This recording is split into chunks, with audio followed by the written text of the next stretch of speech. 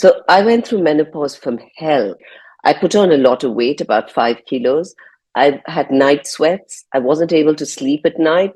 Previously, I used to sleep like a baby. Suddenly, it all went away. I got insomnia. I had joint pains. You name it, and it happened to me. I wrote an article on menopause. We'll put a link in captions. Do look at it. I did lots of different things.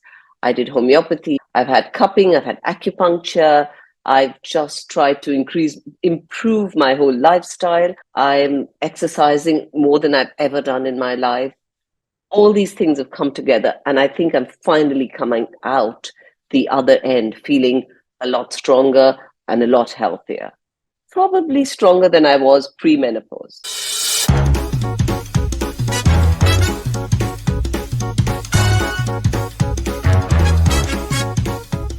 Welcome to Wellness Curated. This is your host, Anshu Bahanda. And as you know, in this series, we're getting you the best of Wellness Curated. Today's topic is something that every single woman goes through, menopause. But before I carry on, can I please request you to subscribe to our channel and to follow our podcast? If you do so, we can get you better and better speakers and keep providing you the service for free. So back to menopause. Now, menopause is something which you hear a lot of whispers about. I think we need to start this conversation all over the world. Menopause is a natural shift in a woman's life. It's not a condition, it's not a disease, it's not an ailment. And the run-up to menopause is called perimenopause. We did a podcast with Dr Isabelle Bond, who is an endocrinologist based in the UK. Here is a summary of what she says. The term menopause is the time when a woman after 1 year never had or experienced a period. And that corresponds, biologically speaking, to the rise of the FSH, the follicular-stimulating hormone coming from the hypophyse, and it's going to rise and achieve a plateau. When that FSH is at a plateau, that's what we call the menopause. We have talked about menopause in many, many episodes. Today, we're going to discuss the science behind menopause and how it affects women. And here is a clip for you from one of our episodes. So now tell me, what happens to women emotionally? Yeah. You were talking about how it affects their brain. Women have receptors to estrogen to nearly every part of their body, but specifically in the brain, we have receptors to estrogen in the hypophysis, hypothalamus, amygdala, and hippocampus. Place in the brain that has a big impact on emotion. And they're also the place where you have the dopamine, the serotonin, the GABA secretion. When they diminish, they're going to have less of an impact on these cells, on the neurons, and these neurons are going to be less produced. So the serotonin is related to happiness. So we're going to have a diminution in serotonin. So women are going to feel more depressed. The other neurotransmitter which is affected is the dopamine. So the dopamine is the decision-making neurotransmitter. It's a working memory. Interesting. The other neurotransmitter which is affected a little bit more specifically from the progesterone is GABA. If you have a diminution of GABA, the woman is going to start to have anxiety, palpitation, and feel really unwell. And what about night sweats and sleeplessness? So the night sweat is part of the FSH rising progressively to a plateau. I'm not sure we understand what is the system or the connection. Lack of sleep or the difficulty sleeping is due to the diminution of the progesterone. So as it diminishes, for sure, the sleep is going to be not as good. And you have the GABA diminishing, waking up about 3-4 o'clock in the morning with anxiety, not sleeping, not able to return to sleep. That's all related to the progesterone gently diminishing. Dr. Isabelle, also talk to me about sexual desire in women when they're going through menopause and after. The hormones, the secretion of the estrogen are diminishing. As I mentioned earlier, it creates dryness. So that is drying because the steroid, the estrogen and the progesterone, are giving like a bed of nutrition for this biofilm to be very healthy and moist. So the vagine is gonna start to dry and diminish also anatomically. So intercourse is gonna become painful or sometimes not possible. So the decline in estrogen levels doesn't just affect our reproductive system, it affects our brain as well. You know, when you hear about people saying, I'm going through brain fog, that's actually a thing. Estrogen is like a superhero in our bodies. It regulates body temperature, it regulates mood swings, and also cognitive functions. So as estrogen levels go down, many women experience things like memory lapse, difficulty concentrating, mood swings, etc. What can you actually do about it? Here is what the UK and US based osteopath Katrine Cakuls had to say about it. So let's start with something that Professor Andrew Huberman speaks about. He's another neuroscientist at Stanford.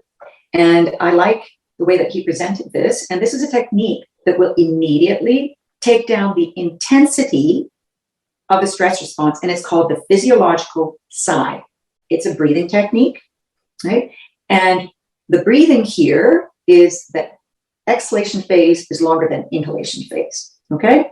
So some people term it, rather than the physiological sigh, they call it exhalation dominant breathing. So we'll go through it now.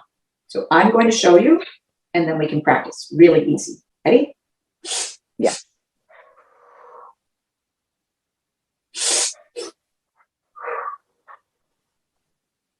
So what I want to just point out here is it's not two breaths. It's sort of one long breath and then just a little extra breath and then really long exhale. It's not just about forgetting your keys.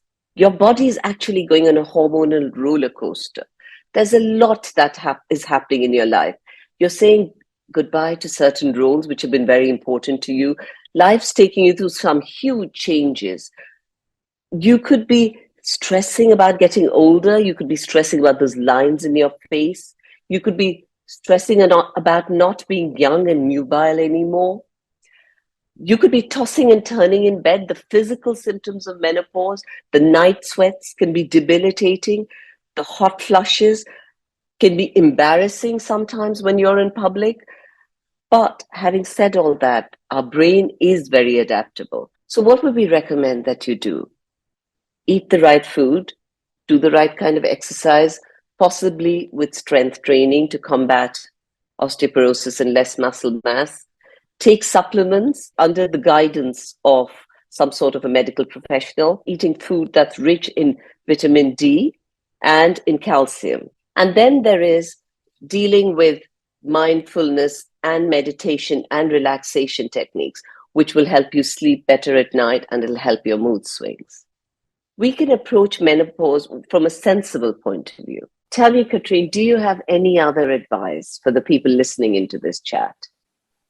Yes, take time out for yourself. You know, menopause is a transition from a fertile time to time to turn inwards for your needs. Looking at what your body, your mind, your soul needs, where you're at. So number one, take time for yourself, whether it's on the bus, focusing on yourself instead of reading 20 million things. Take the time to get a treatment, to allow your body to relax, to hold up, to let go of those held up emotions, and give yourself some time to practice. Things take time to practice, right? Even if it's twice a day for 30 seconds that you practice some of the techniques, or maybe a time you feel stressed, just choose one time during the day and it'll become a routine. And that's what Joe Dispenza said, that you need to practice things and rewire your brain so that it becomes a habit. Your body is going through a major transformation. You could potentially put on weight. Any advice on menopause, especially with weight gain? Absolutely. Menopause is something that actually the ideal thing would be to come to me when you're it's before menopause. That's called perimenopause, or even before. So then I will give you diet and lifestyle according to the right guidance. For example, I tell you to have flax seeds. Flax seeds are full of phytoestrogens. Phytoestrogens are plant-based estrogens which take the place of the estrogen. So the menopausal symptom comes because there's no estrogen. So if you have plant-based estrogen, they take the place, and then you don't face so many symptoms. Some people explore HRT, which is hormone replacement therapy. Please do this in a personalized way with a physician. Menopause is a hormonal change, and the hormonal change is not an illness. And it is not a sign of a character weakness. If some women are suffering from more problems and symptoms than other women, it's not a sign for vitality if you experience no symptoms. It's just a little bit of luck, life and luck. Yeah, absolutely. So the hormonal change is affecting your metabolism. It is affecting your hormones, of course. It's affecting your libido, your stress resistance. It is affecting your ability to perform and your ability to also rest. If a change is causing immediately a stress reaction inside of you, please start to read a little bit, inform yourself about the hormonal change, to relax a little bit. Yeah? Because again, a hormonal change is not a disease. Secondly, if the symptoms are pushing you that far and that much out of your state of well-being, then please contact your physician, do a proper examination, do also a testing of your hormones. In my experience, best possible would be if you test your hormones at around day 23, 24 of your menstrual cycle. After this examination, you can discuss either herbal or also you can discuss bioidentical hormone replacement therapy. The classic hormone replacement therapy with synthetic hormones, normally not supporting, because a hormone is something that is an effect on the body, but not only stimulating, but also calming effect. You need the hormone to have a negative feedback on the body at the same time, not only stimulation.